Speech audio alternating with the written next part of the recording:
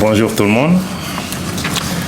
Monsieur le ministre d'État, ministre de l'Administration territoriale et de la décentralisation, porte-parole du gouvernement, Excellence Madame la ministre des Affaires étrangères, de la coopération régionale des Burkinabés de l'extérieur, ma chère sœur Olivia Rwamba, Excellence Monsieur le ministre des Affaires étrangères, de la coopération et des Nigériens à l'extérieur, cher frère Bakari Yahou Sangaré, Monsieur le ministre de la Défense et des anciens combattants, Monsieur le ministre de la Sécurité et de la Protection civile, Monsieur le ministre de l'Économie et des Finances, Monsieur le ministre des Maliens établis à l'extérieur et de l'intégration africaine, Madame la secrétaire exécutive de l'Autorité de développement intégré des États du Liptako-Gourma ALG, Monsieur le Président de la Commission des Affaires étrangères des Maliens de l'extérieur et de l'intégration africaine du Conseil national de la transition, Madame la conseillère spéciale chargée des questions diplomatiques du Président de la transition, chef de l'État, Excellences, Mesdames et Messieurs les ambassadeurs et représentants des organisations internationales, Monsieur le conseiller diplomatique du Premier ministre,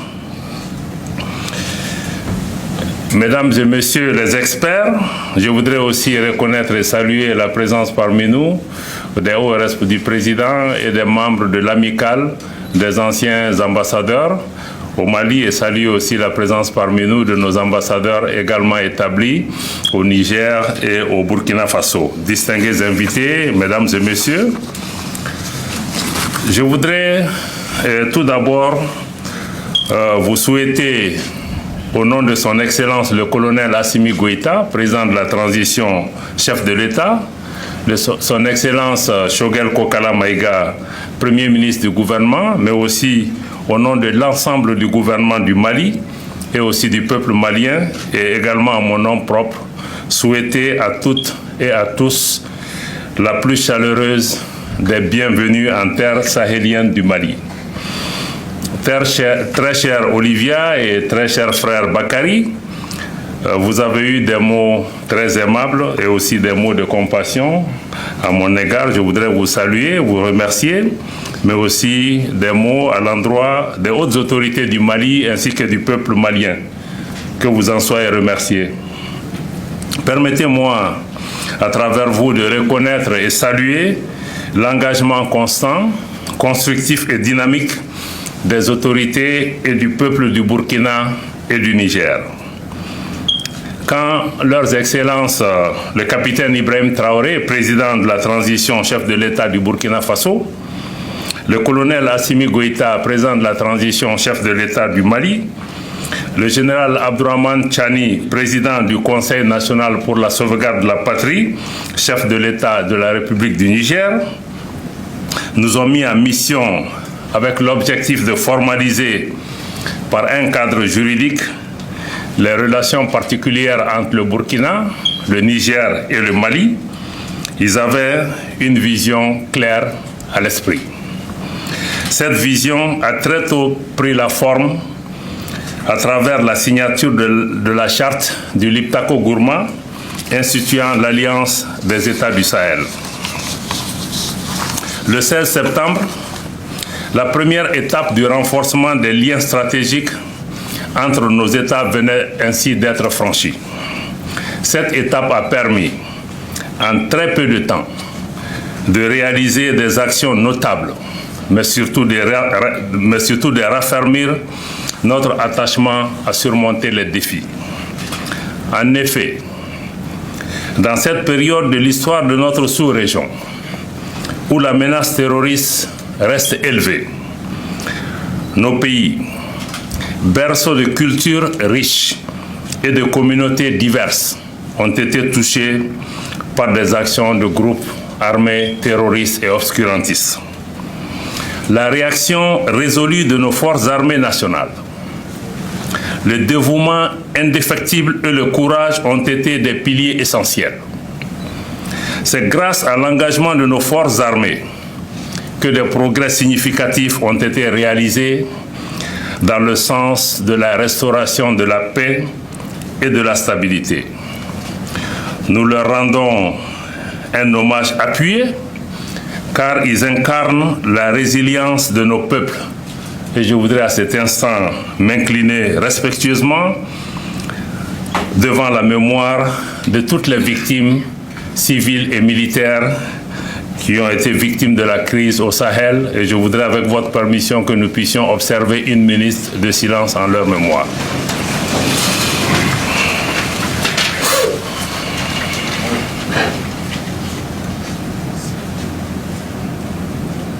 Je vous remercie.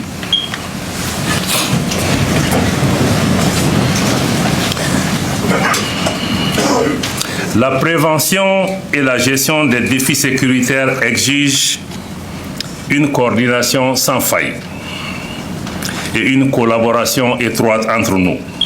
Nous devons, à cet égard, être proactifs dans la préservation de la paix et de la stabilité, tout en favorisant les voies pacifiques et diplomatiques pour résoudre les conflits qui pourraient surgir sur notre chemin. Cependant, notre alliance ne se limite plus à la défense et à la sécurité. Nous aspirons, entre autres, à faire de l'Alliance des États du Sahel un espace où l'indépendance et le développement économique, dans toutes ses composantes, j'allais dire la prospérité, sont solidement ancrés. Nous parviendrons à l'atteinte de ces objectifs à travers, entre autres, la poursuite de nos concertations diplomatiques, mais aussi du travail politique qui est nécessaire pour que nos États puissent parler d'une seule voix. Dans la recherche de la prospérité, je voudrais féliciter les ministres en charge de l'économie et des finances de notre espace qui se sont réunis seulement le 25 novembre dernier, ici même à Bamako, pour jeter les bases d'une prospérité partagée qui puisse contribuer à asseoir l'essor de cette nouvelle alliance.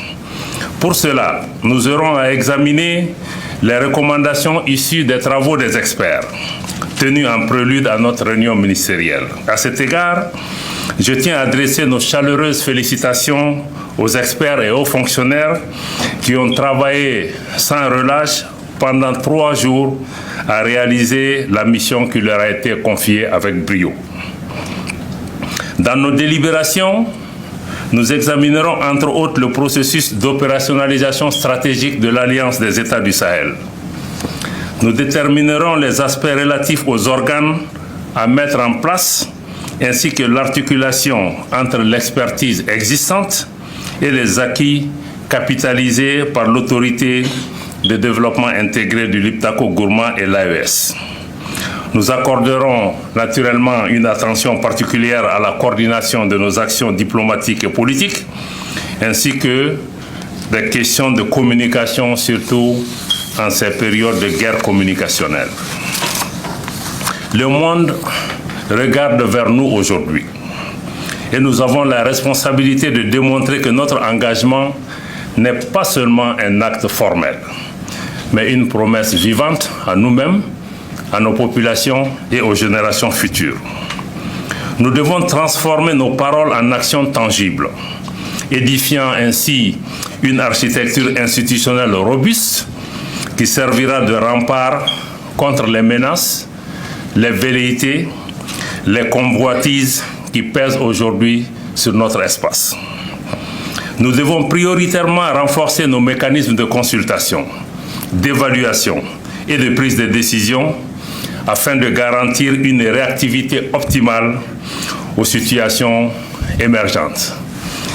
Mes collègues qui m'ont précédé aussi ont insisté sur cette dimension. Il nous faudra beaucoup de pragmatisme, beaucoup de réalisme, comme certains l'ont dit. Il nous faut aussi innover. Il nous faut surtout mettre en place des mécanismes qui sont à la hauteur de nos ambitions, certainement, mais qui sont surtout à la hauteur de nos moyens. Il s'agit de tirer aussi les leçons d'organisations budgétivores qui ont été mises en place, qui peinent à atteindre leurs objectifs. Et l'indicateur de réussite de cette AES c'est vraiment notre capacité à nous élever pour pouvoir satisfaire nos populations. L'AES ne serait une réalité que si nos populations qui se déplacent dans nos pays, qu'on puisse leur donner les infrastructures nécessaires pour le faire, qu'on puisse accroître les moyens de production, qu'on puisse leur donner à manger, qu'on puisse aussi leur créer une prospérité, qu'on puisse valoriser nos ressources naturelles et qu'on puisse continuer aujourd'hui, comme le président du Niger l'a dit, que ce Sahel-là, cet AES-là soit un espace de prospérité. Donc il nous faut mettre en place quelque chose que nous pouvons nous-mêmes financer, c'est essentiel. Il n'est pas question pour l'AES de mettre en place des mécanismes qui vont être financés par d'autres. Je pense que ça, c'est un point qui me semble être important. Confrontés à l'impératif de renforcer les bases de notre coopération, nous examinerons les projets de textes qui incarneront notre engagement commun envers la paix, la stabilité et le développement durable. En harmonie avec les principes de la Charte, il devrait favoriser la coordination stratégique. J'insiste sur ce mot. Nous devons être très stratégiques dans notre façon de faire, mais surtout très efficaces également. Il devrait aussi renforcer la coopération sécuritaire, mais aussi la gestion efficace des ressources transfrontalières et le partage de ces ressources entre les populations qui vivent de part et d'autre de nos différentes frontières respectives. Excellences, Mesdames et Messieurs, nous sommes conscients des défis colossaux qui se dressent devant nous et devant cette alliance. Mais c'est précisément dans ces moments difficiles que l'unité, la détermination, la solidarité, la résilience se révèlent être des atouts très puissants, mais surtout la confiance en nous-mêmes et en notre capacité de pouvoir nous relever de cette situation. Notre alliance, forgée dans la volonté commune de défendre notre souveraineté, de garantir la sécurité de nos populations, de promouvoir la prospérité et un développement durable, est une force qui transcende les frontières individuelles de nos nations. Il est admis que l'adversité forge la résilience. Les épreuves que nous avons traversées et celles que nous continuons de traverser ont démontré à suffisance à quel point les populations de nos pays ont été à la hauteur des enjeux et des défis. Et cela avec dignité, avec courage, et aussi, ceux-ci ont été renforcés dans leur détermination. Les populations, je veux dire, de notre espace ont été renforcées dans leur détermination à soutenir leurs autorités dans le combat noble et juste pour l'émancipation totale, la souveraineté pleine et entière, et pour ne plus se voir imposer un quelconque dictat. C'est ainsi que grâce au soutien de nos peuples, soutien qui nous importe au premier chef, nos États se sont engagés dans une dynamique de changement de narratif, mais au-delà aussi d'un changement de paradigme, tant sur le plan sécuritaire que sur le plan du développement économique et social.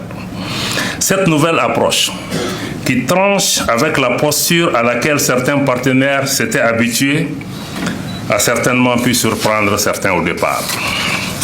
Je me réjouis cependant que les pays amis et sincères ont ainsi la légitimité, voire la nécessité ont perçu la légitimité et la nécessité de cette évolution des rapports. Il est maintenant derrière nous le temps où les décisions de nos États étaient prises en fonction des intérêts ou même des humeurs des autres. Il est désormais derrière nous le temps où nos États étaient contraints d'accepter des soutiens techniques, entre guillemets, des assistances humanitaires, entre guillemets, et aussi des aides au développement qui ne visaient qu'un seul objectif: notre maintien sous dépendance ou notre maintien sous domination, avec son corollaire de condescendance, de néocolonialisme et de paternalisme. Lorsque nos États se sont affranchis de certains partenariats toxiques, beaucoup avaient prédit le pire et même l'apocalypse, à savoir un embrasement complet de la situation. l'escalade exponentielle de l'insécurité et l'effondrement de nos États tout simplement. Près de 2 ans après le départ de la force Takuba, de la force Barkhane et le départ amorcé de la MINUSMA, je peux dire que le Mali, le Burkina, le Niger et l'AES restent debout.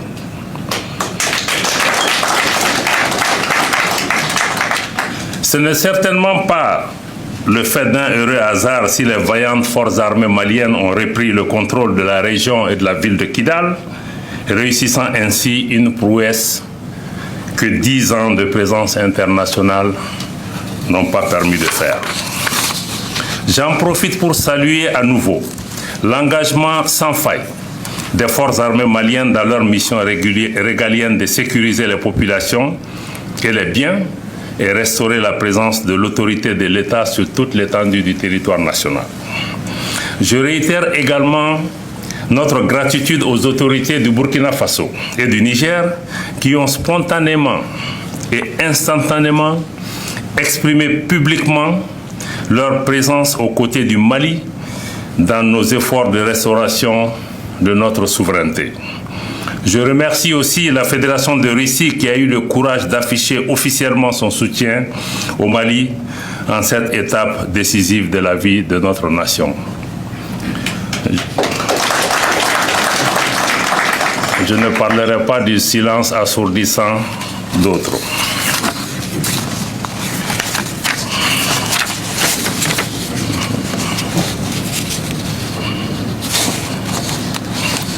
Excellences, Mesdames et Messieurs, les ministres des Affaires étrangères,